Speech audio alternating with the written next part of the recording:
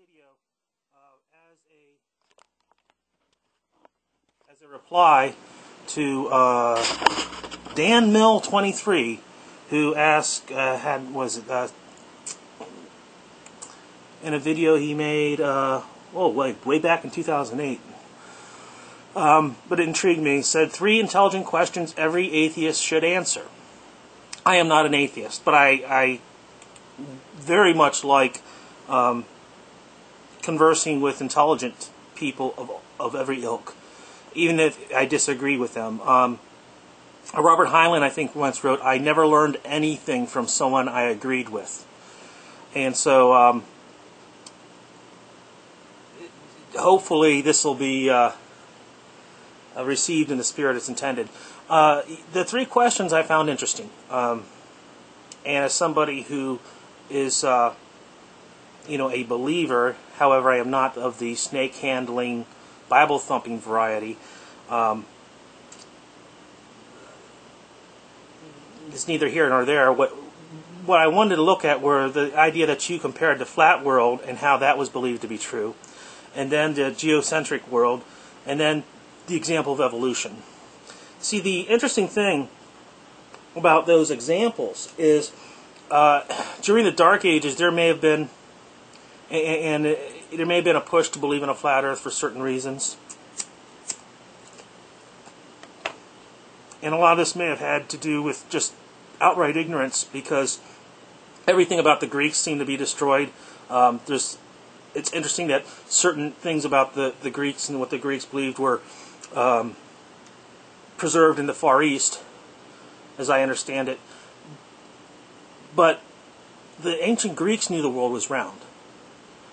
So even in the Middle Ages, anybody who either A, could find the right books, or B, knew how to do a scientific investigation of their own, all you need are 2 good friends and some sticks that are all the same length. You can show that the Earth is round. It's as simple. You get a couple of your buddies, you each take these sticks, you measure them to where they're each a meter high, you build a type of platform for them, and you say, hey, you go 10 miles south or 20 miles south, and you go 20 miles north, and I'll stay here, and what we'll do is we're going to draw on a sheet of paper or make a measurement that when the sun is at the apex, how long is the shadow? And the Greeks did this, so they knew that, within so many, hundreds of meters, or maybe it was hundreds of kilometers, I'm not sure, but they knew the world was round, and not only did they know it was round, they had an approximation of its size because of basic mathematics. And that's what it boils down to, is mathematics. And so this idea that you have to use consensus of what the authorities of the day say is true, I think it's good to rely on that in a general sense, but to say, I'm going to take it as gospel, no. There's a lot that we don't know. There's a lot of assumptions made. You look at Newtonian physics, and then once we got past a certain level of physics, the Newtonian physics breaks down, and we're into something else. We're into subatomic physics and quantum physics.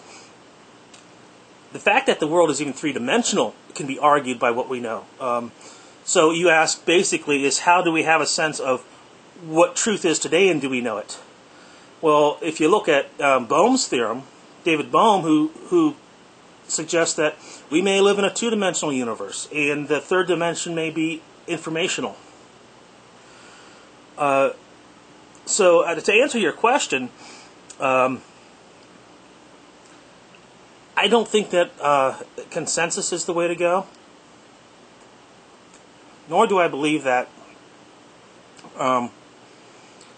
we can really find something scientific truth to hang on to. We can find mathematical equations, but even in science, if you understand how science works, science says, this is what we've studied and this is what the data suggests. I don't think science is really as much about truth as it is about methodology and about up until now this has worked. And this is something that Terence McKenna, who's somebody I have a lot of respect for, says that the time in which events happen affect them too. So what science said was true at one period of history may not be. He argues that the speed of light may be variable, which is heresy to science, because they've all agreed on it. And that gets to your point about politics and consensus. So I can't think of the exact name, but Terence McKenna did a talk. It was called the something of truth, the taxonomy of truth, or taxology of truth, something like that. And it's just brilliant, because by the time you're done listening to him talk for over an hour about this, you're not sure you believe in anything. Now, one of the things he was also talking about was how Wittgenstein was raving on about something, and the students asked, "But is it true?" And he replied, "It's true enough." And that's an interesting concept, that truth, as far as being absolute, may not necessarily be a requirement. Maybe something just simply needs to be true enough. I mean, Newtonian physics is true enough, but it's not ultimately true as far as physics is concerned. So it has to do with what is true within a framework. And once again, I really like the idea of relying on mathematical descriptions. So, you use the thing about science as consensus, religion and consensus, and you also use the example about evolution being true. So, do you want people to believe what you do? Once again, I have to defer to a lot of the people who I've studied and think are brilliant. Some of my influences have been Dr. Wayne Dyer, Terence McKenna, and even, a guy who goes by the name of David D'Angelo, who's done a lot of interesting seminar work. My opinion is, I would like people to be in agreement with me, but not because I've convinced them, but because they found out for themselves. And this is an idea that McKenna pushes also. He's like, go find out for yourself. Don't take my word for it. I'm just simply going to tell you my experience, and then you figure it out. Only you want to understand rationalism and move toward rationalism and away from relativism. And that's what I think that this whole idea of consensus is a concern, because just because you can find some other idiot who believes what you do doesn't now you've got two people who are wrong. It doesn't necessarily mean that consensus means anything. But if you've got two people who can show you the math about why something works a certain way, then you've got a little more powerful background. And by math, I don't mean literally math, but I mean rational thought as well. And do you have access to the truth? Once again, I think that I'm not sure that you clearly define truth. Or that maybe that's the issue too, is the process of defining truth. I know it's something I have had very dear to my heart, about wanting to know what is true and what is not, so that I'm not fooled. And so,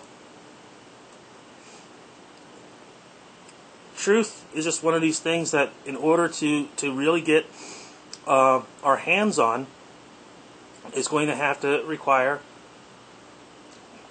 I think, a little clearer definition than what you've provided.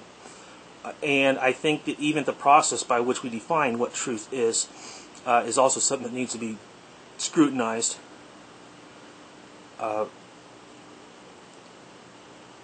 Experience can only be trusted so far, even. So I'm hopefully that will answer your questions, or at least been a response to them. One of the things, two points I wanted to make to you, though, about atheism. One is, I've noticed that it seems to me like some very prominent atheists are starting to come around to the fact that when they lighten their tone up a bit, they're a lot more pleasant, and people want to listen to them. I have absolutely no problem with the way you've presented yourself. But Penn Jillette, for example, I saw him recently on Bill Maher, and he seemed much more subdued and much more cool about presenting his views than he used to be. There's the other guy, was it Christopher Higgins or Hitchens, I think it is. I'm aware of him, but I've also aware, if it's the guy, if I got the name right, he recently had a life-threatening disease, and that's changed his tone, and he's much more pleasant to listen to now. Still got to work on Richard Dawkins.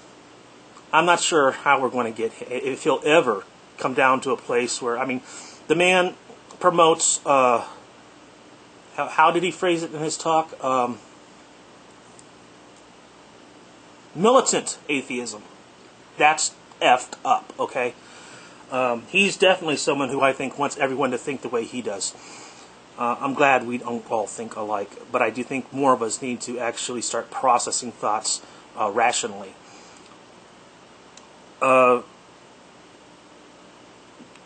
The other thing, too, is I noticed, this is something I used to argue with atheists on AOL years ago. It seems that there's this push to try to include agnostics into atheism because of this lame game that's being played with words.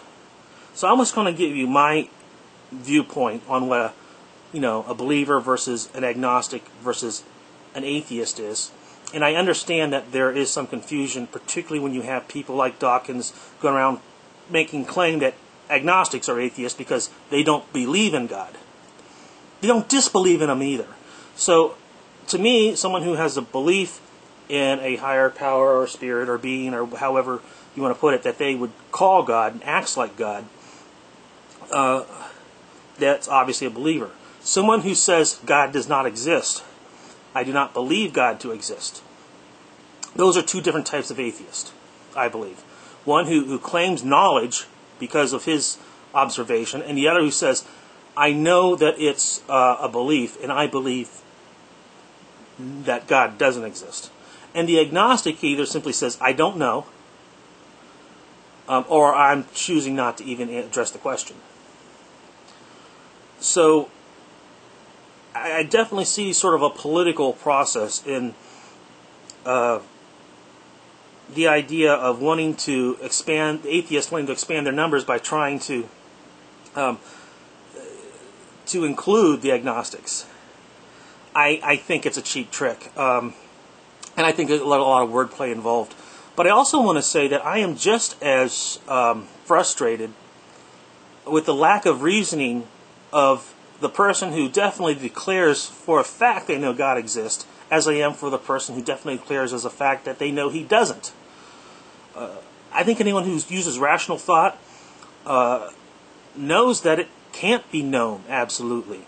It's something that maybe when you die you'll find out, Maybe some people have experiences, but we all know from Descartes that even your personal experience, even if you die and have this experience, you don't know that you're being tricked into having the experience or not, if the experience was real. So, and even Richard Dawkins says, I can't tell you 100% because I do not have all the knowledge of the universe. Although sometimes he acts like it.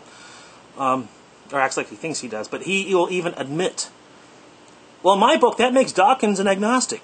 He's admitted that he may be wrong. He doesn't, then again, by that definition, that that there may be a God. But by choosing not to believe that there's a God, by saying I am on the side of the fence that He doesn't exist, makes him, in my opinion, an atheist. Like I say, I think anybody who claims knowledge one way or the other is either ignorant or arrogant. So, and all these labels too, that's the problem with them, is we need these labels to speak intelligently, to find our positions, and to also label other points of view as being agnostic or what have you. But in the end of the day, they're just all labels. To try to restrict what we think or believe based on the definition of a particular word about something that is so massively complex a philosophy and idea, it's insufficient. And that's why so many cultures who've really put a lot of thought into a higher degree of understanding of consciousness as well as God have languages and words that we have to borrow, like, Atman and that type of thing. So, hopefully you get the gist of this and the spirit as to of how it's intended.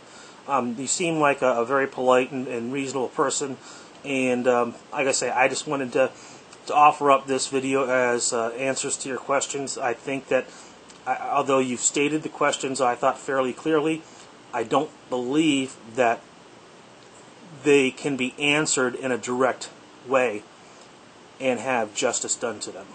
Okay? So it was Danmill23. It was nice watching your video. Hopefully you'll get this and find it interesting. Peace. Okay. I just reviewed my video, and it just always happens. A couple quick things I wanted to add, that I forgot to say, or I wanted to add in there about the Earth being flat and discovering it was round. Not only did you have the Greeks know that, but as soon as ships got large enough that they could have a mast that could be seen from far enough away, you saw the top of the mast before you saw the ship. This was another indication that there was something going on here and that the world wasn't quite flat. Also, once you build a map large enough to show coastlines, you set an azimuth for a certain point on the map, and you end up somewhere else because you can't draw. It's very difficult if you don't know that the world is round to represent it on a flat map. This was another indication that once map making got to a certain point of advancement, that they knew there had to be something compensating for these things. So I wanted to throw that in there. The other thing, the Terence McKenna video that I would encourage anybody to watch who wants to consider themselves a thinking person. I got the title all wrong. It's called Taxonomy of Illusion, and he basically, by the end of it, pretty much destroys any idea you have of believing in practically anything. But he does it through a very entertaining way, and he shows a history, and he's just a very, very entertaining speaker to listen to. So I just wanted to throw those two things back out there. So yeah, just do a YouTube search, Taxonomy of Illusion, comma long. There's a, or use the filtering to get the long version, because if you want something longer, 20 minutes, else you'll have, it's cut up in 10-minute pieces. There are a couple versions of it out there that are the full-length video. I encourage you to watch them. Thanks again.